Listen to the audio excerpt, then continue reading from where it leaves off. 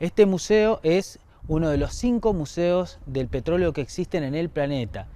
Ocupa 10.000 metros cuadrados, 9.500 de ellos pertenecen a la exhibición externa de esta institución y los otros 500 metros están dentro de la exhibición interna, la cual se encuentra en remodelación.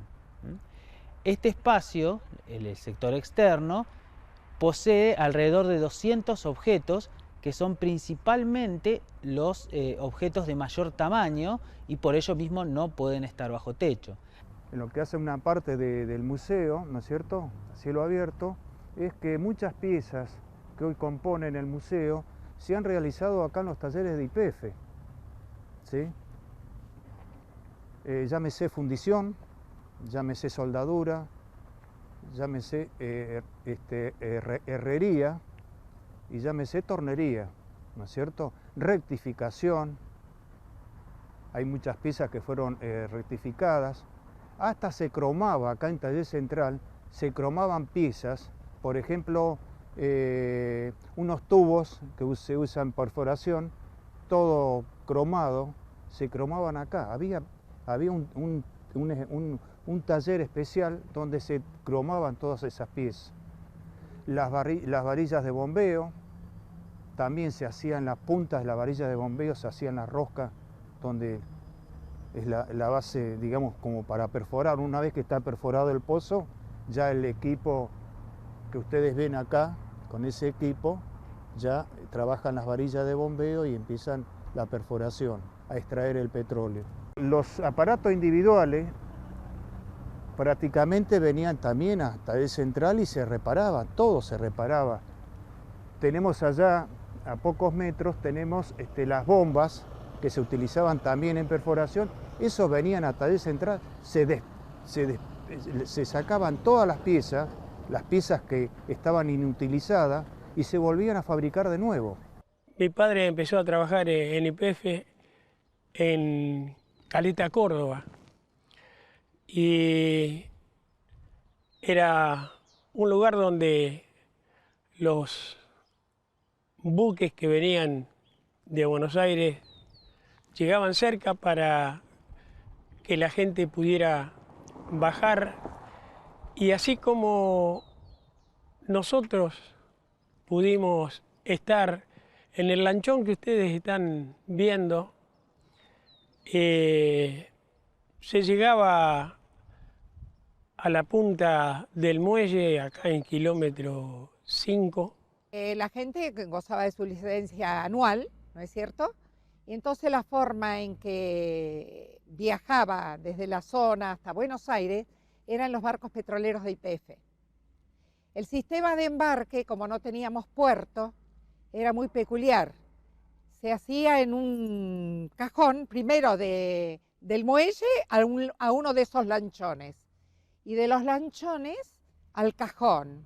En ese cajón entraban unas 4 o 6 personas.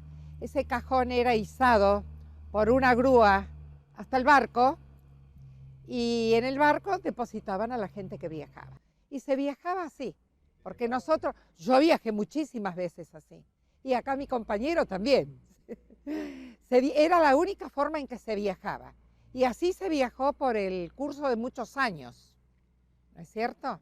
Me acuerdo que cuando salía con mi papá los domingos a caminar por la calle San Martín, que era de ripio, y mi padre me había hecho un cochecito de carrera para andar, y entonces íbamos recorriendo la calle San Martín y veía que había como una garita donde siempre sabía estar un policía.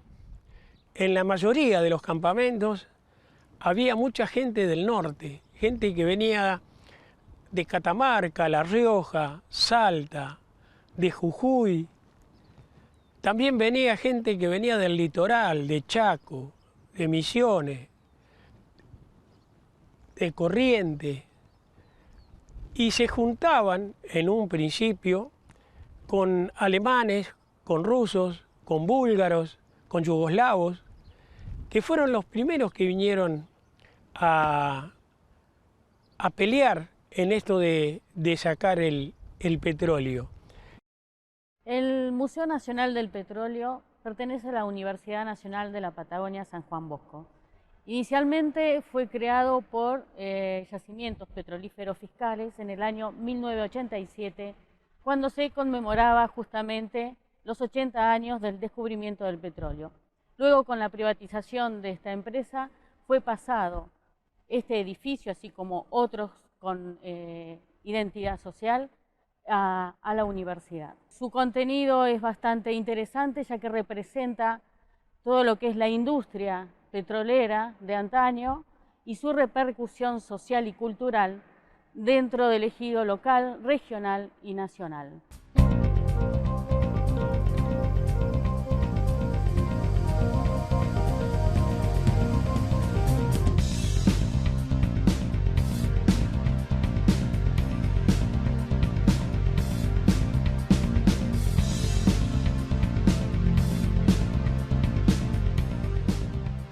Yo soy del norte, no soy de acá de Comodoro, pero sin embargo aquí están mis raíces, parte de mi familia y es hermoso. La verdad, estoy desde la capital del petróleo. El Museo del Petróleo realmente es maravilloso. Me encantó. No sabía que aquí estaba el pozo número 2, donde se extrajo el petróleo. Bueno, la guía que nos dieron, por ejemplo, para decirnos, maravilloso. Nos dio la libertad de poder conocer. Y yo creo que esto es lindo, es maravilloso. Muchas gracias.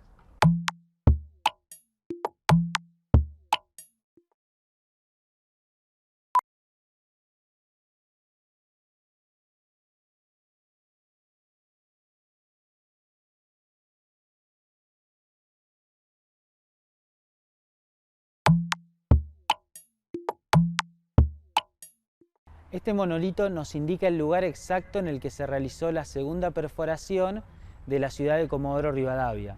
Esta segunda perforación es de hecho el sitio exacto en el cual se descubre el petróleo en la ciudad. Eso sucedió el día 13 de diciembre del año 1907, cuando se alcanzaron 539 metros de profundidad en este espacio. Es igualmente conocido esta perforación porque se trata del primer pozo petrolero estatal de la República Argentina. El museo ofrece diversas actividades culturales a lo largo del año. Tenemos un programa anual de talleres de títeres y marionetas, donde allí también se incursiona en la historia a través de marionetas con historia, por ejemplo, para adultos mayores y para niños. Ofrecemos otra serie de actividades como ciclos de cine debate, ofrecemos espectáculos artísticos y distintos talleres y capacitación.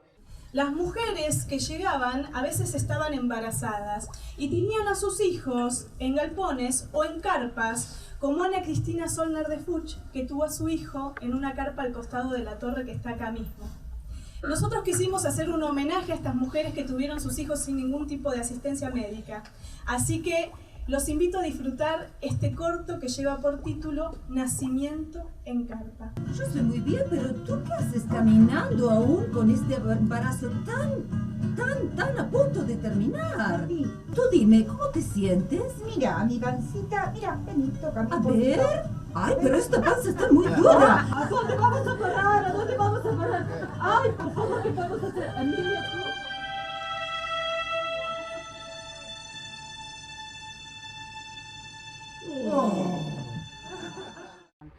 También damos paso al arte, donde artistas también pueden expresarse con temática petrolera.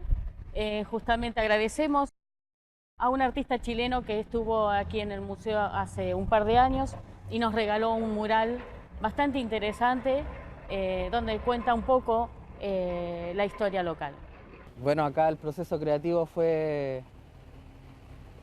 Como era algo del petróleo, tuve que leer bastante y ver fotografías y me di cuenta que me llamó más la atención como el sufrimiento o el esfuerzo que tuvieron los trabajadores de ese tiempo o los sueños que traían ellos de otros lados al llegar a Comodoro.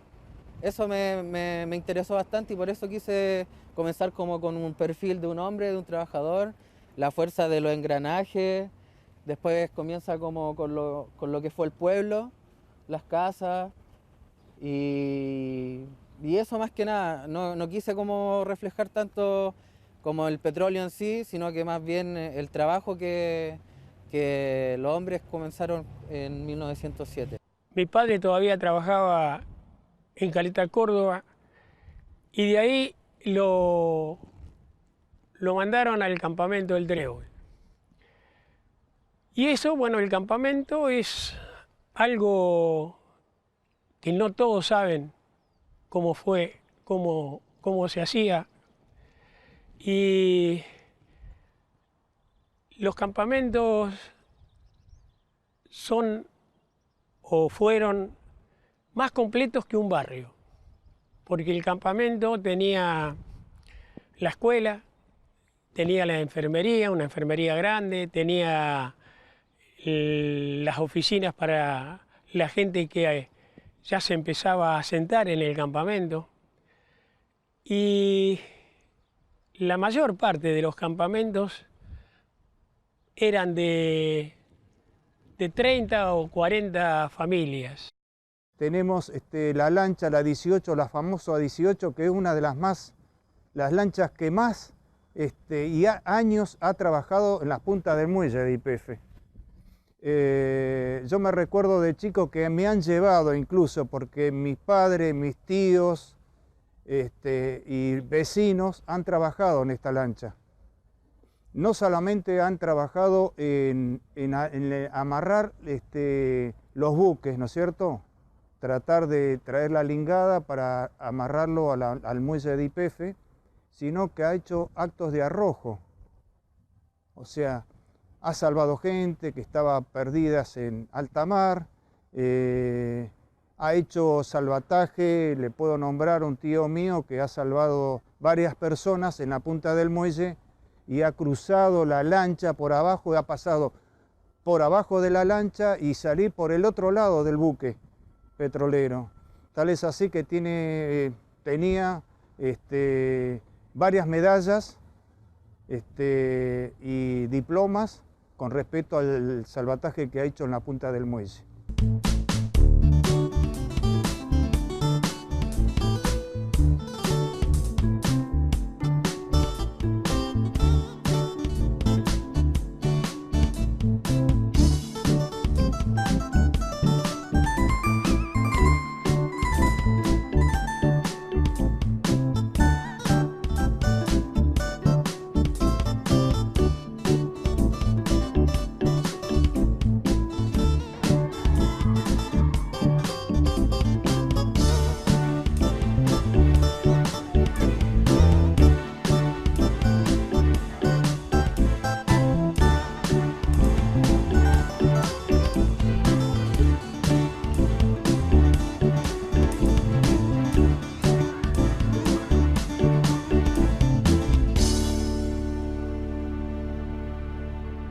Ahora me viene a la memoria allí en el Tordillo, por ejemplo, antes de llegar en el camino al Tordillo, sobre mano izquierda había un campamento que era el campamento de búlgaros.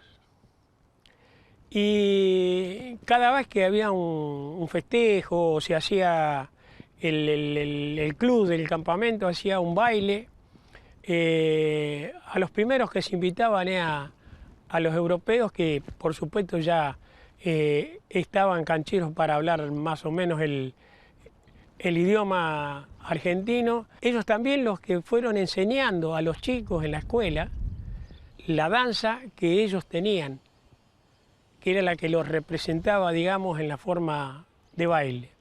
Todo esto de lo que yo les estoy diciendo ahora y les estoy comentando, lo pueden ver, se pueden ver en fotos, pues yo lo he hecho, en el Museo del Petróleo. El museo genera para nosotros una gran emoción, a la vez que creemos que ha sido un acierto que el Museo Nacional del Petróleo se instale aquí, en Comodoro Rivadavia, donde podemos rememorar todo lo que hemos pasado, es decir, nuestra vida misma, porque somos nacidos y criados acá en Comodoro Rivadavia. Las distintas secuencias de lo que fue la zona petrolera, ¿no es cierto?, desde nuestra época hasta estos días, van reflejando lo que se atesora en el museo y que nos va reflejando día a día todo lo que hemos vivido. Bueno, eso digamos que creo que ha sido un acto de justicia el inaugurar este museo ya que lleva varios años aquí en Comodoro Rivadavia y que tenga a nivel nacional para que todos los demás ciudadanos también puedan conocer, aunque sea a través de imágenes, lo que ha sido Comodoro Rivadavia desde el descubrimiento del petróleo.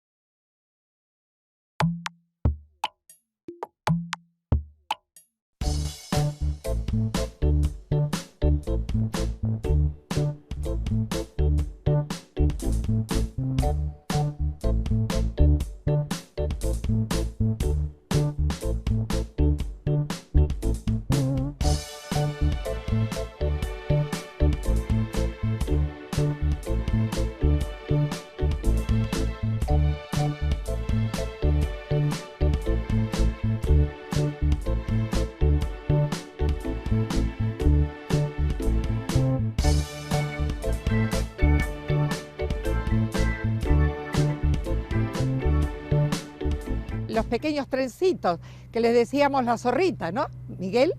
La zorrita, que traía materiales para YPF, traía alimentos, ¿no es cierto?, ropa y todo lo que fuera la supervivencia de la gente en la zona, la vida de la gente en la zona, ¿no?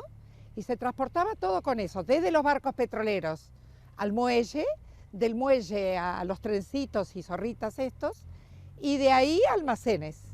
Y después así, el sentido a la inversa. La historia que le puedo contar, que estando acá en el Central, ocurrió, como muchos saben, el incendio del Cóndor 10, que en principio iba a traer gente de Estados Unidos para pagarle mimo, ¿no es cierto? El Cóndor 10 es un pozo que entró, digamos, se descontroló y no lo podían parar porque era tanto el fuego que salía de la boca que no había forma de pararlo.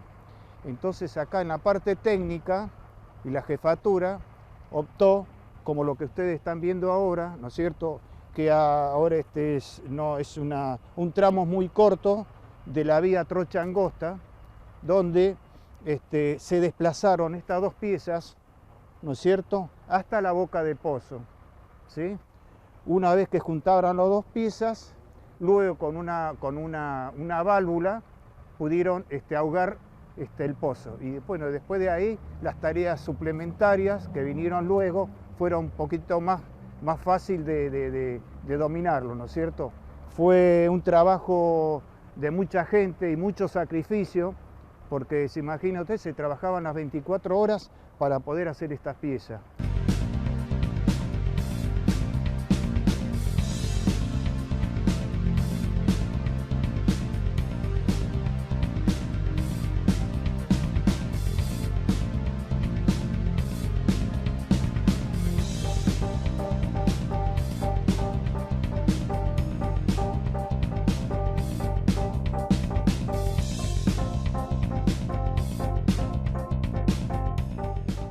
Con respecto a las fiestas del petróleo,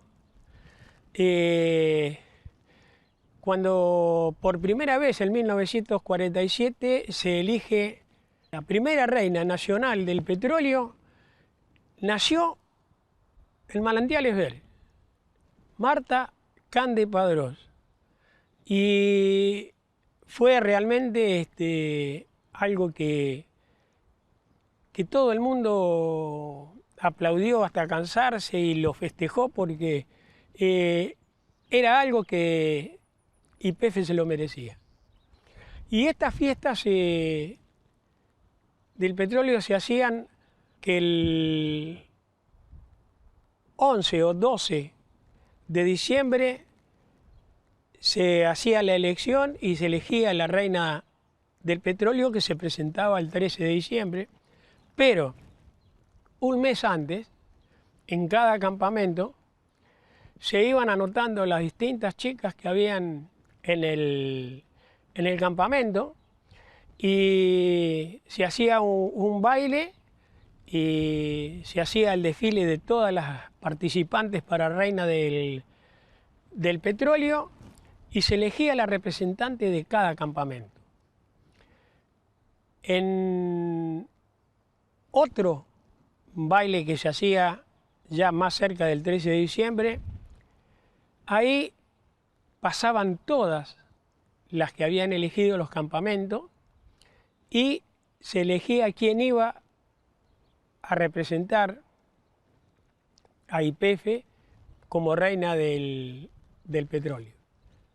Nos encontramos en el Museo Nacional del Petróleo, espacio que fue fundado originalmente por la empresa petrolera estatal YPF en el año 1987.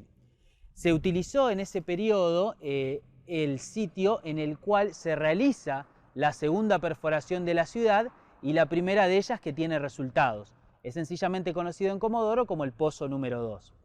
Esta perforación encuentra el petróleo el día 13 de diciembre del año 1907. Y se han, tejido varias teorías respecto del origen de esta perforación, o mejor dicho, para qué se realizó la misma. Y tradicionalmente se informaba a la población que este pozo, el pozo número 2, fue realizado para buscar agua.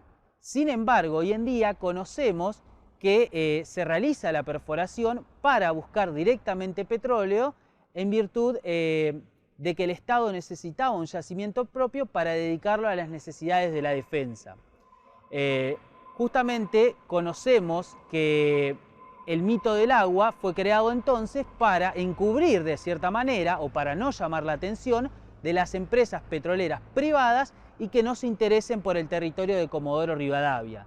Esto tenía que ver porque en aquel periodo, en 1907, las empresas privadas podían solicitar territorios para realizar perforaciones y el Estado no tenía demasiadas herramientas legales para decirles que no puedan perforar en el territorio que solicitasen. Por eso mismo se creó la teoría de buscar agua para, vuelvo a insistir, no llamar la atención de las empresas privadas. El Museo del Petróleo culmina, digamos, algo que siempre estaba en la mente nuestra. ¿Cómo es posible que siendo yacimientos petrolíferos fiscales, a pocos metros el pozo número 2, donde se descubrió el petróleo, no tengamos un museo? Era una vergüenza. Entonces, alguna mente en su momento dentro de YPF se le ocurrió hacerlo y en buena hora. Hoy, modestamente lo estamos disfrutando, ¿sí? Falta un poquito más, porque hay que recuperar muchas cosas que eran de YPF. Y Dios quiera algún día lo podamos recuperar.